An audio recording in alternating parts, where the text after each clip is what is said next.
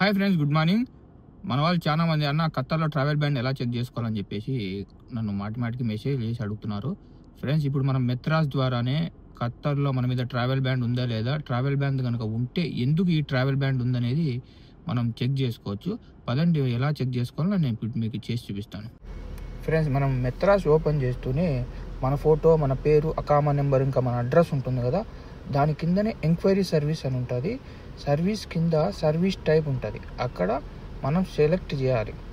Select చేసిన తర్వాత మళ్ళీ ఒక కొత్త పేజ్ అని ఓపెన్ అవుతుంది. అక్కడ క్యూ post, sponsor, travel transaction, vehicles, visa, behaviour certificate, కింద ట్రావెల్ బ్యాండ్, దాని కింద వెపన్ లైసెన్స్ ఉంటుంది. వెపన్ లైసెన్స్ పైనే ట్రావెల్ బ్యాండ్ అనేది ఉంటుంది. ట్రావెల్ బ్యాండ్ మీద మనం క్లిక్ చేయాల్సింది ఉంటుంది.